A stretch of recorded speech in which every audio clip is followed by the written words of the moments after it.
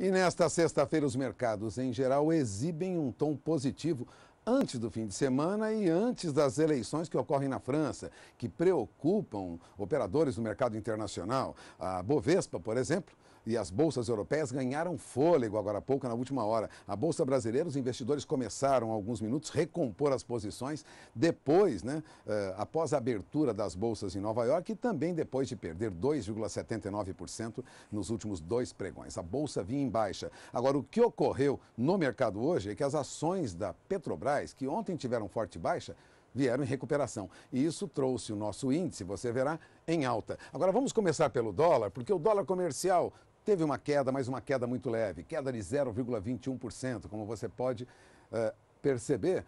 Não retorna aí aos 3,17, mas também deixou para trás os R$ 3,18 que atingiu recentemente. Aliás, ontem o dólar se aproximava de R$ 3,20. Agora, o índice Bovespa, depois da queda do dólar, lógico, temos o índice Bovespa em recuperação. E é o que você acompanha comigo agora. Índice Bovespa retorna ao patamar de 65 mil pontos. Há uma recuperação e essa recuperação ocorre principalmente porque papéis que tiveram forte baixa ontem hoje apresentaram um movimento de alta. É o caso, por exemplo, dos papéis da Petrobras e da Vale. Então você acompanha comigo agora o que ocorre com as ações da Vale. Ontem perdiam muito, mas agora terminam o dia em alta, R$ 26,05. Os papéis da Vale ganharam 2,76%. Na abertura começaram a R$ 25,20.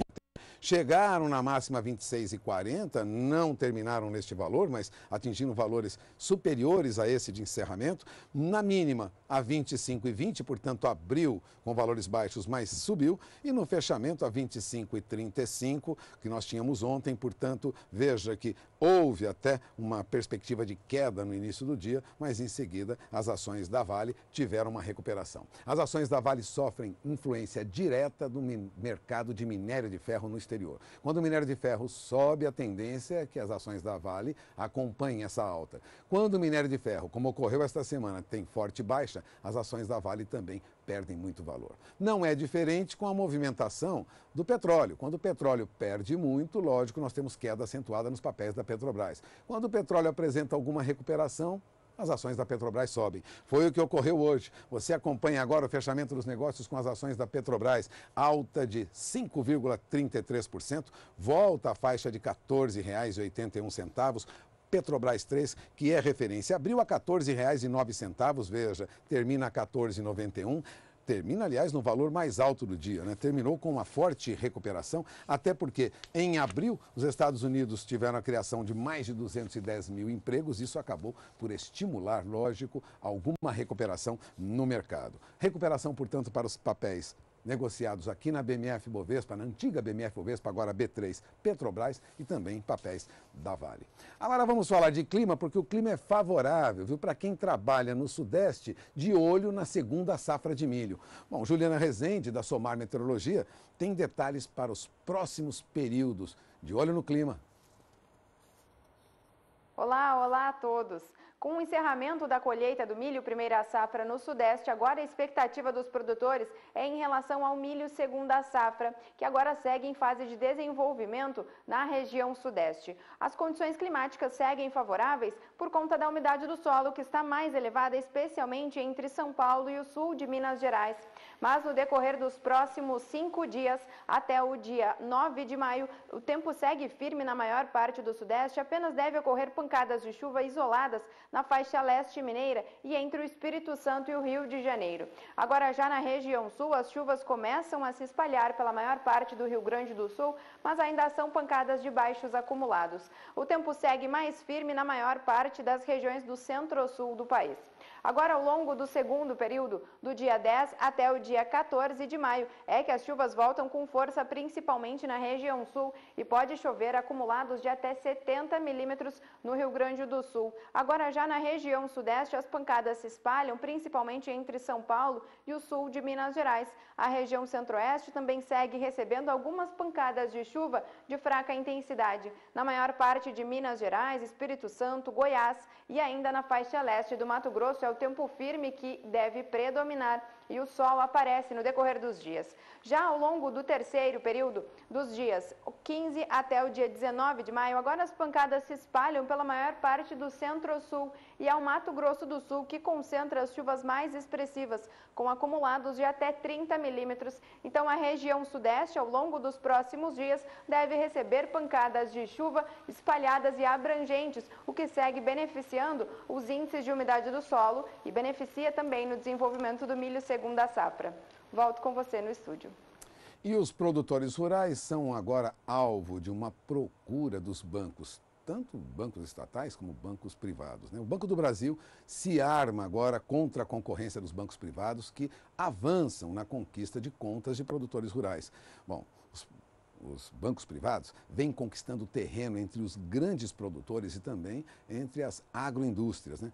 Para isso, o Banco do Brasil reagiu e decidindo elevar a aposta nas operações de crédito rural através das letras creditícias do agronegócio, que, lógico, custam menos, né? Juros mais baixos que os praticados no mercado nesta safra. Foi a maneira que o Banco do Brasil encontrou para avançar sobre a clientela, né? Obter maior número de clientes, né? Desse modo, o Banco do Brasil traz o financiamento para o agronegócio a taxas de 9,9% ao ano, que é um nível baixo, se tratando de financiamento para o agronegócio. Geralmente, financiamento para o agronegócio está acima da taxa Selic, hoje em 11,25% ao ano. Mas os bancos privados também se mexem, viu? O Banco Santander, por exemplo, foi à AgriShow, lá em Ribeirão Preto, durante esta semana, com crédito pré-aprovado de R$1 bilhão para produtores rurais. E mais do que isso, ofereceu juro zero para o produtor rural. Rafaela Fávaro estava na cobertura dos fatos da AgriShow e conversou com Carlos Aguiar, que é superintendente de agronegócios do Santander. Veja. Carlos, vocês chegaram aqui no Santander com uma proposta de taxa zero. Eu queria que você explicasse como que é essa taxa, da onde vocês estão tirando esses juros. Certo. Na verdade, a taxa zero não é uma taxa de juros, ela é uma taxa flat que se cobra na contratação de financiamento de máquinas e equipamentos. Eu não sei onde nasceu isso, mas o que nós fizemos foi eliminar essa taxa. E por que nós fizemos isso? Porque nós imaginamos o seguinte: nós queremos trazer o público que não conhece o Santander para experimentar o banco. E uma outra pessoa me perguntou, poxa, mas isso não está abrindo mão da rentabilidade? Nós entendemos que o relacionamento com o produtor rural é uma coisa de longo prazo. E que se eu trouxer ele para experimentar um bem com a taxa zero, que ele vai ficar 8 anos pagando prestação no banco, em algum momento ele vai comprar outro produto do banco, vai experimentar o banco e nós vamos ter a chance de vincular ele como um correntista do banco. Então nosso objetivo, na verdade, é venha experimentar o Santander, nós temos agora uma taxa zero para você experimentar o banco. Dentro do Santander, dentro da carteira geral do banco, a participação do agronegócio ainda é pequena. Eu queria que você falasse os números, como é que é mais ou menos essa relação hoje e quais são os desafios do banco, o que vocês estão pensando em fazer para aumentar, para melhorar essa carteira. Sim, nós temos dois números importantes. Quando nós olhamos a medição do setor, que é só crédito rural, que é a menor parte, nós tivemos um aumento significativo em crédito rural, que são recursos obrigatórios e livres.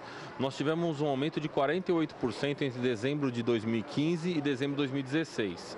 Mas quando nós olhamos a carteira do banco no agronegócio, que inclui comércio exterior, ou seja, todo o crédito que se dá no banco para o agronegócio, a carteira tem aproximadamente 40 bilhões.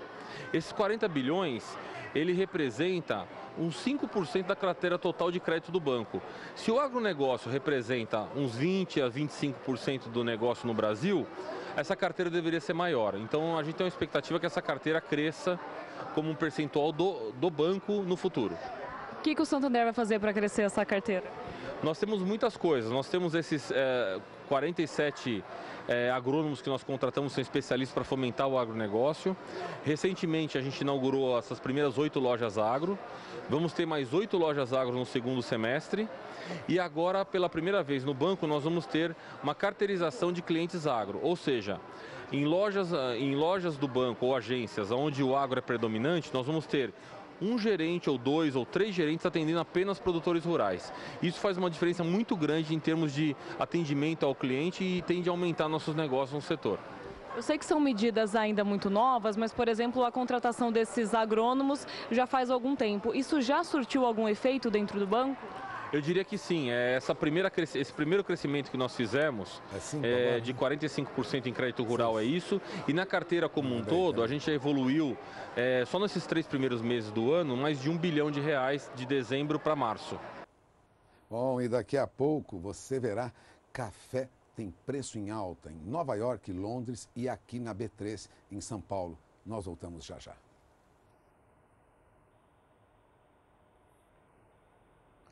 E as exportações mundiais de café somaram em março 10.720.000 sacas, ou seja, uma queda de 2% nas exportações mundiais de café quando comparadas com o mesmo período do ano passado, em março do ano passado.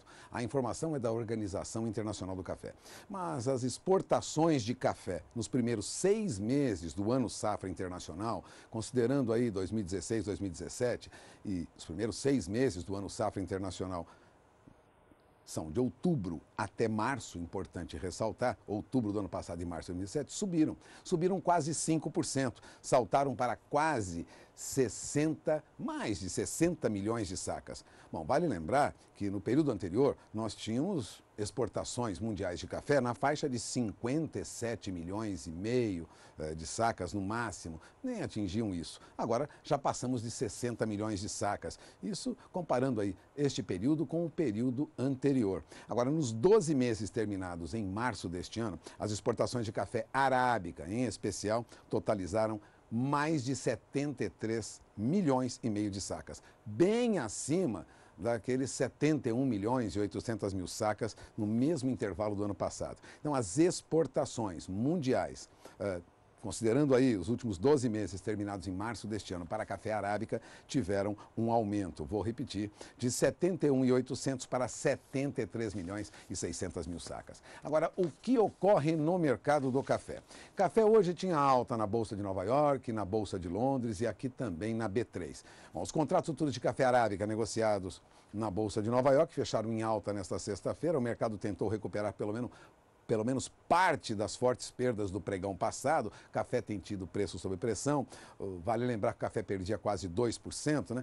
Mas hoje teve um ganho. O ganho não foi muito expressivo, não. Para ter uma ideia, o contrato de julho, por exemplo, ganhou 75 pontos, subiu pouco mais de 0,5%. Terminou aí perto de $1,36 por libra-peso, acima de $135 por libra-peso. Agora, ontem, vale lembrar, os contratos futuros de café, né, os papéis de mercado futuro de café, foram pressionados principalmente pela valorização do dólar frente ao real. Como hoje nós tivemos uma valorização do real, a situação inverte um pouco. Hoje a divisa recuava, incentivando aí a recuperação no mercado do café. E é o que você acompanha comigo agora. Veja, as cotações do café na Bolsa de Londres, por exemplo, subiram 0,5% nos vencimentos mais curtos. Houve um ganho aí, uma diferença expressiva de $10 por tonelada nos negócios realizados no mercado futuro de Londres. O contrato para maio na Bolsa de Londres, a $1.977 a tonelada, ganhou 0,5%, teve uma alta de $10 por tonelada quando comparado ao valor de ontem. Agora, o café para julho, lá na Bolsa de Londres, e lá se negocia café robusto, hein? A $2.002 por tonelada, subiu também 0,5%. O contrato de setembro, a $2.019 por tonelada, subiu menos de 0,5%, mas subiu também, teve um ganho de $10 por tonelada. E não foi diferente com o contrato de café robusta lá na Inglaterra. Para novembro, a $2.027 por tonelada, subiu quase 0,5%. Agora, o que acontece no mercado em Nova York, e aí você acompanha comigo, agora o mercado lá na café arábica, na Bolsa de Nova York, que também teve uma alta que variou aí de 0,5%, no mínimo uma alta de 0,30%. Acompanhe comigo na coluna Últimos Negócios, você tem aqui os valores, os últimos negócios realizados lá agora há pouco. Contrato de maio a $1,33 por libra-peso, subiu 0,30%, teve um ganho de 40 pontos. Café arábica para julho, lá nos Estados Unidos, a $1,35,70, subiu mais de 0,5%, né? Teve um ganho aí de 0,55%, subiu 75 pontos. O café para setembro, a $1,38 por libra-peso, subiu 0,5%, ganhou 70 pontos. E o contrato de dezembro, a $1,41, aliás, $1,41,50, subiu também quase 0,5%, ganhou 70 pontos. Recuperação para o mercado do café, que também ocorre aqui na BMF Bovespa. Agora há pouco, os últimos negócios já mostravam, né, perspectiva de alta também. E aqui a alta é um pouco mais acentuada. Veja, café arábica em dólar por saca, aqui na B3, na Bolsa Brasileira, em São Paulo, também teve alta. O contrato de maio teve um ajuste da Bolsa para $158,10 a saca. O contrato de julho teve um ajuste da Bolsa para $160,75 a saca. Mas repare que o contrato de setembro, este sim, referência para o cafeicultor brasileiro, ele subiu mais, né? Subiu mais de 1%. Fechou em $165,45 a saca e agora sobe mais. Nos últimos negócios vai a $166 a saca. O contrato de café para dezembro, que estava a $168,35, também subiu, foi a $169,30, um ganho de mais de 0,5%.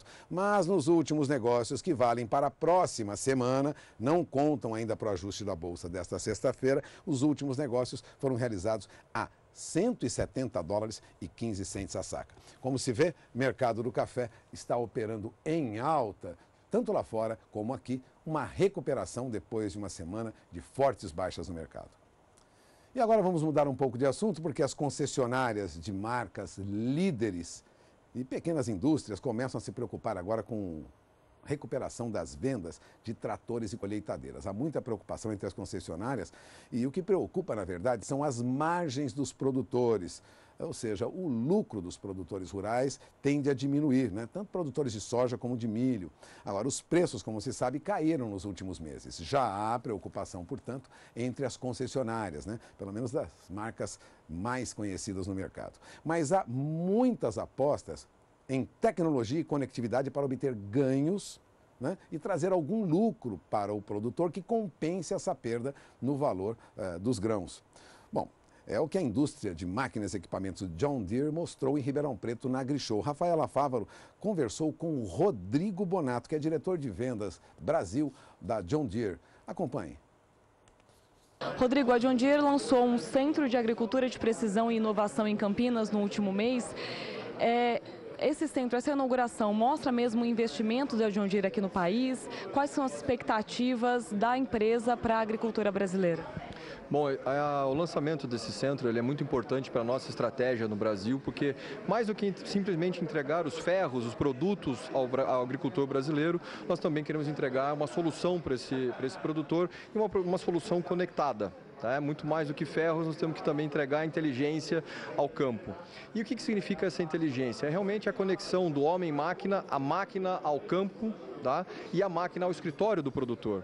E com isso, a conexão, você conseguir gerar dados suficientes e ajudar o produtor na tomada de decisão para a próxima safra e mesmo online, que ele possa intervir nas operações de forma direta e online. Bom, esse centro ele é muito importante para essa estratégia, porque nós também temos agora a capacidade de treinar os nossos produtores, treinar também a nossa rede de concessionários e muito mais do que isso. A inovação que está no título do nosso centro nada mais é do que realmente não só adaptar as tecnologias que nós temos e oferecemos no mercado americano, o europeu, mas também adaptar essas tecnologias às nossas necessidades da agricultura tropical brasileira. E, mais do que adaptar, desenvolver tecnologias locais. Como a gente está lançando aqui na AgriShow, o nosso sistema de coleta de biomassa para a palhada de cana-de-açúcar. Tá? Uma tecnologia já fruto desse trabalho local, né, que realmente é importante para a nossa cultura canavieira brasileira e de cogeração de energia para o país. Você falou sobre esse tipo de treinamento, é uma preocupação mesmo da John Deere em lançar tanta tecnologia no mercado e o consumidor final realmente conseguir aproveitar tudo isso? Ele está preparado para receber essa tecnologia e operar essas máquinas?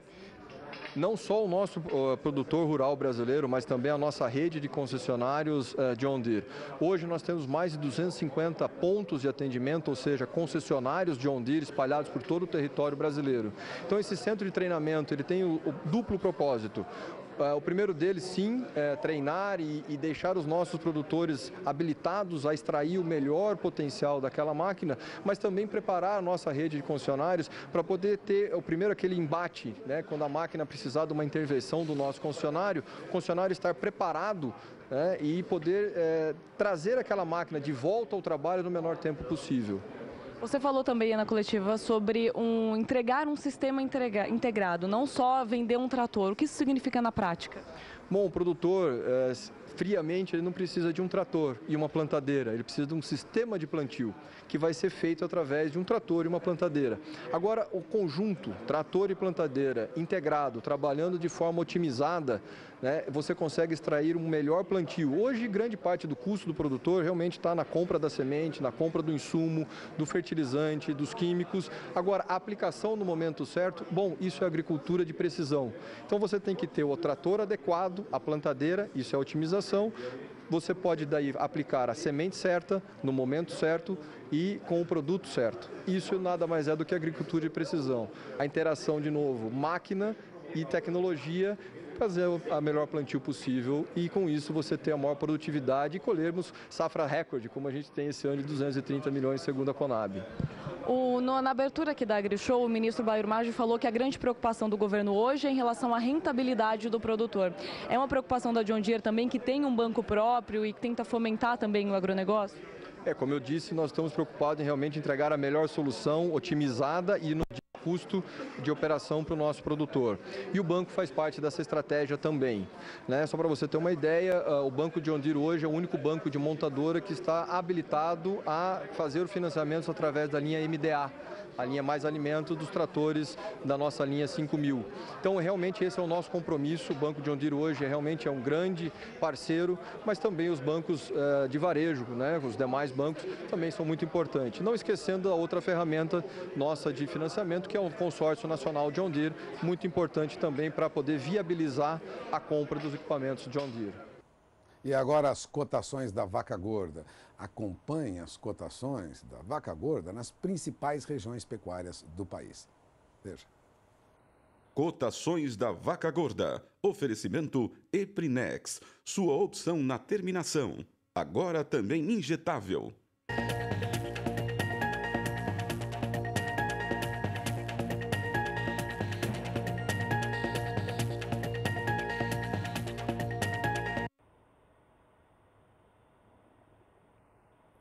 E na AgriShow hoje, que encerra hoje lá em Ribeirão Preto, você verá que há muito assunto importante. Daqui a pouco nós falaremos sobre novas cultivares de feijão e de amendoim que foram apresentadas na AgriShow em Ribeirão Preto pelo Instituto Agronômico de Campinas.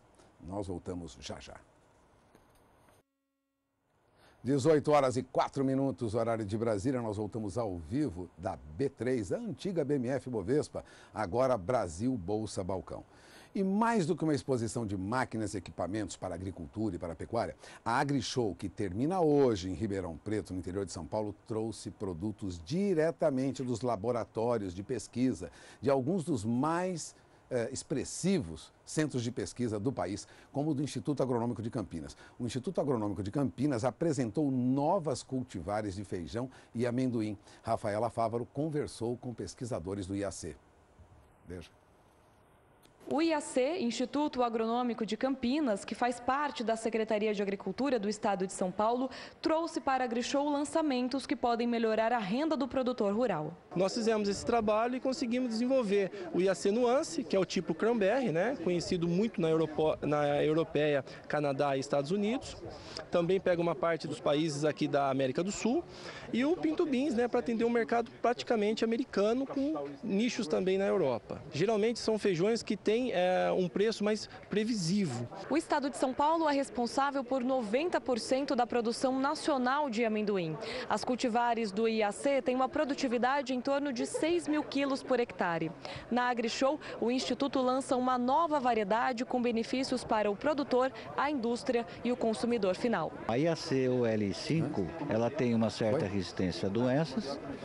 E ela tem o ciclo dela, vai até no máximo 130 dias. Para a indústria, aumenta a durabilidade dele. Para o consumidor existe uma certa vantagem, porque o alto oleico, ele também está associado com qualidades nutricionais. Bom, e para o cafeicultor lá de Rondônia, né, as condições de clima são boas para a colheita que será feita agora, né? Há previsão de chuvas para a região norte do país, mas elas não atrapalham os trabalhos para a retirada do café do campo. Bom, Juliana Rezende, da Somar Meteorologia, explica o que deve ocorrer no norte do país nos próximos dias. Acompanhe com ela. As lavouras de café do estado de Rondônia receberam chuvas expressivas e frequentes no decorrer dos últimos dias, o que garantiram um bom desenvolvimento para as lavouras de café. E agora, em fase de colheita, a expectativa dos produtores é de que as chuvas deem uma trégua para não atrapalhar nas atividades no campo. Os índices de umidade do solo seguem elevados na maior parte do norte do país, com índices de 100% nas áreas em rosa e também no estado de Rondônia. Agora, no decorrer dos próximos dias, a região norte ainda segue concentrando as chuvas mais expressivas, agora com volumes de até 50 milímetros no estado de Roraima. O estado de Rondônia segue recebendo ainda pancadas de chuva abrangentes, mas são de baixos acumulados. Já no decorrer do segundo período, do dia 10 até o dia 14 de maio, a região norte ainda segue recebendo chuvas abrangentes, agora com volumes de 30 até 50 milímetros entre o Amazonas e também o estado de Roraima. O estado de Rondônia ainda segue recebendo algumas pancadas de chuva, mas os acumulados não passam de 5 milímetros. Agora, no decorrer do terceiro período, dos dias 15 até o dia 19 de maio, o estado de Rondônia deve receber algumas pancadas de chuva mais expressivas, com volumes de até 15 milímetros, o que ainda não deve atrapalhar as atividades de colheita do café, mas é o estado do Amazonas e também Roraima que concentram as chuvas mais expressivas e pode chover agora acumulados de até 70 milímetros, ainda com riscos para temporais. Hoje eu encerro por aqui a minha participação. Até mais. Bom, tecnologia, conectividade, equipamentos sofisticados e propostas novas foram os assuntos da AgriShow 2017. Bom, o desenvolvimento de alta tecnologia para máquinas e equipamentos reuniu empreendedores voltados para pesquisas e utilização sofisticada desses equipamentos modernos, o que antigamente chamávamos de computadores, né? Mas essas novas empresas, as chamadas startups, estão agora reunidas numa mesma plataforma. Essa plataforma é a Startagro, que concentra essas startups apenas dedicadas à alta tecnologia, com interesse no agronegócio. Saiba agora o que é a Startagro. Dentro da Arena do Conhecimento aconteceu a Startagro AgriShow. O evento discutiu como a internet das coisas e outras tecnologias se encaixam no campo. O Startagro é uma plataforma que justamente traz informação e networking para startups e para juntar as empresas jovens de tecnologia voltadas para o agronegócio, aos produtores, aos investidores, a toda a comunidade aí ligada no agro, né? A IBM, uma das principais empresas mundiais de tecnologia, lançou o IBM Agritech e vê o Brasil como grande potência desse mercado. O foco realmente em agricultura iniciou no Brasil, primeiro por se tratar de agricultura tropical e o Brasil ter o poderio econômico da agricultura brasileira. E também porque a IBM este ano faz 100 anos de Brasil, veio para fazer o censo, então hoje, esse ano a gente está procurando também um ponto específico de grande alavancagem no mercado e o agronegócio faz todo sentido. E principalmente porque o laboratório de pesquisa da IBM de recursos naturais se encontra em São Paulo. Então todo o poderio intelectual da IBM para capacitar, para trazer a solução para o mercado, se encontra presente de maneira muito forte. Bom, e o mercado de soja fechava hoje lá nos Estados Unidos sem uma direção definida. Os contratos mais curtos, eles recuaram lá no mercado americano, enquanto os contratos mais longos avançaram, né? Para você ter uma ideia, a soja com entrega prevista para julho perdeu mais de 1 centavo de dólar por bushel, recuou aí 0,13%, né? Fechou a $9,73 por bushel, enquanto setembro avançou e avançou muito. Você confere comigo agora o que ocorre no mercado, lembrando que nós temos soja na Bolsa de Chicago operando no mercado futuro com queda nos vencimentos mais longos, né? O contrato de maio a $9,63 por bushel recuou, perdeu mais de 2 centavos de dólar por bushel, caiu 0,23%. O contrato de julho perdeu menos, perdeu pouco mais de 1 centavo. Agora, o que ocorre com a soja para agosto lá é que a queda é muito pequena, né? caiu para 9 dólares e 73 centes por bushel, estava em 9,74. Portanto, entre a cotação mais alta do dia e a mais baixa, a soja oscilou lá, mais em fase de recuperação do que de perda de preço. Agora, setembro sim, já apresentou alta, 9 dólares e 68 centes por bushel, chegou a ser negociada a 9 dólares e 76 centes por bushel, mostra que no médio e longo prazo a soja vai ter uma recuperação no mercado. Agora, o que acontece no mercado de milho? Estava acompanhando agora e você acompanha comigo. Milho negociado no mercado de Chicago. Por outro lado, apresenta uma recuperação mais acentuada, depois de pressão por conta de queda nos preços do petróleo também e de até uma valorização do dólar frente a outras moedas. O que ocorria hoje era uma queda do dólar, uma recuperação dos preços do petróleo que influenciam nos Estados Unidos diretamente a cotação do milho no mercado futuro. Veja, milho negociado para maio sobe lá mais de 1%, vai a 3 dólares e 61 centes por bushel. O milho negociado para julho vai a 3 dólares e 70 centes por bushel, também tem uma alta de 1,15%. O milho para setembro vai a 3 dólares e 78 centes, sobe 1,13%. E o milho para dezembro subiu mais de 1% a 3 dólares e 88 centes por bushel. Lógico, o milho negociado lá está no mercado sofrendo o que a gente chama de compras de oportunidade. Diante de preços mais baixos, quem precisa de milho, quem precisa de contratos, quem quer se garantir, fazer um seguro de preço, trabalha com milho neste momento.